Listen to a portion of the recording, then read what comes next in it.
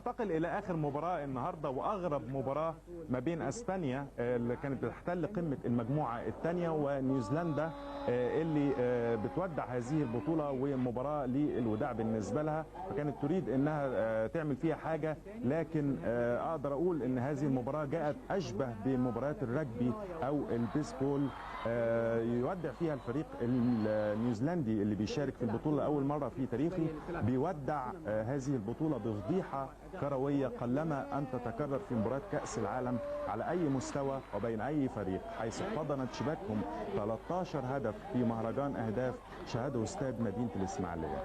انتهى الشوط الأول بتقدم الأسبان اللي كانت بتلعب بأعصاب هادية، وذلك لتأهلها لدور الثمانية. تقدمت 6-0 في المباراة اللي أدارها الحكم المصري عبد الحميد رضوان. جميل جميل جميل. نشوفها تاني. عرض الملعب اهو. نشوف جورجو وكريشنا.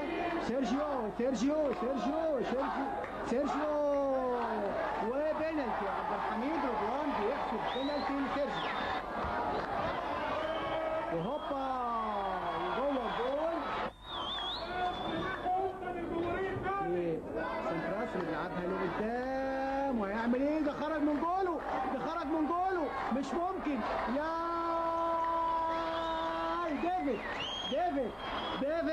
ديفيد رودريجر يلعبها. ديفيد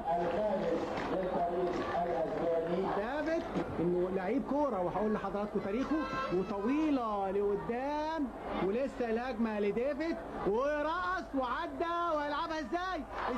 مش ممكن ديفيد يحط الجول الخامس، مش ممكن.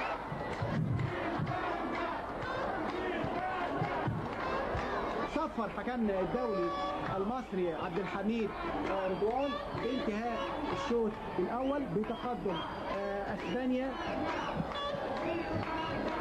6 أهداف مقابل لا شيء. في الشوط الثاني يضيف الاسبانيون 7 أهداف أخرى لتنتهي المباراة 13-0، وهي أكبر نتيجة في هذه البطولة، بل وأكبر نتيجة في تاريخ بطولات الناشئين على الإطلاق. والغريب أن النيوزيلنديين لم يستطيعوا أن يسجلوا أي هدف في هذه المباراة، لتكون نيوزيلندا الفريق الوحيد في هذه الدورة الذي لم يسجل أي أهداف، واحتضنت شباكهم أكبر عدد من الأهداف 22 هدف. رغم كل هذه الأرقام إلا أن نيوزيلندا سوف تستضيف البطولة القادمة عام 1999 عندها في نيوزيلندا. فهل بعد هذه المباراة هتغير رأيها في استضافة هذه البطولة؟ ده اللي هنعرفه في خلال السنتين القادمتين. يا ولد أندير أرنيشتا يحط الجول ال11. رحيم وتتنقل تاني وكورونا وهوبا وجوه الجول. كورونا جارشيا. بقول لحضراتكم رايح له كورونا جارشيا. كورونا وبيلعبها لقدام وبعرض الملعب وهوبا. ايفان بيحط ال13.